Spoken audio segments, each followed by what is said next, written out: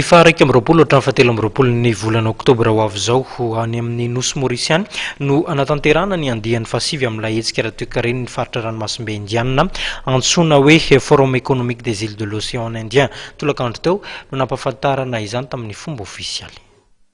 Ny nosy Maurice indray no andray ny andian'ny fahasivy amin'ny hetsika Forum économique des îles de l'océan Indien izay ho tanterahana ny faharaiky amby roapolo, roa amby roapolo ary telo amby roapolo ny volana oktobra raha ny nampahafantariny avy eo anivon'ny Fédération'ny Antenierany Varotra sy ny Indostria eto Madagasikara sy ny délégationna avy any Maurice izay mandalo eto an-toerana ankehitriny. Zava-dehibe tokoa moa ny fanaovana ny forum toy itony satria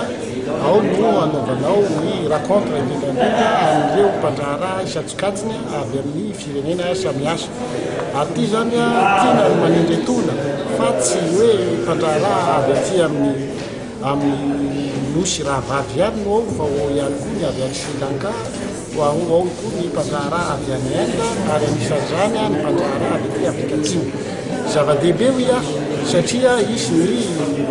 fanakalozana eo amin'ny resaka ara-barotra ahazotanao koa ny marché ary azadino fa be dabe tokoa zany ny thème izay resahana amin'io araka ny volaza be hoe isy resaka sécurité alimentaire ao, isy resaka sécurité maritime, l'économie bleue ary ihany koa isy resaka transport aérien, transport maritime sy ny resaka tourisme. Izany rehetra zany dia hitantsika ao resahana mandritra an'io telo andro io ary indrindrandrindra moa le B2B izay ataontsika hoe business to business. Io aneo dia tombony ho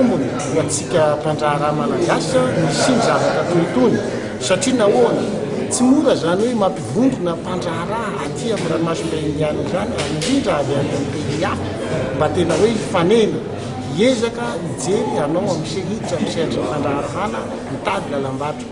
Ankoatra ny fizarana traikefa eo amin'ireo mpiantsehatra eo amin'ny fampandrosoana sy ny fifanakalozana eo amin'ny nosy rahavavy dia anisan'ny mba atoerana raha ny fanamafisana izay noentina androany ny B2B izay natao indrindra mba hitadiavan'ireo mpandraharaha fiara-miasa sy lalam-barotra samihafa. Nanamafy ny Talain Général ny Fédération'ny Antenierany Varotra sy ny Indostria fa misy ny fiara-miasa miaraka amin'ny orinasa mpitaterana nabakabaka Air Madagascar ary mitetina $2,700 hors taxe ny sara-pitaterana mandroso sy miverina ho an'ny Maurice amin'ny fotoana io.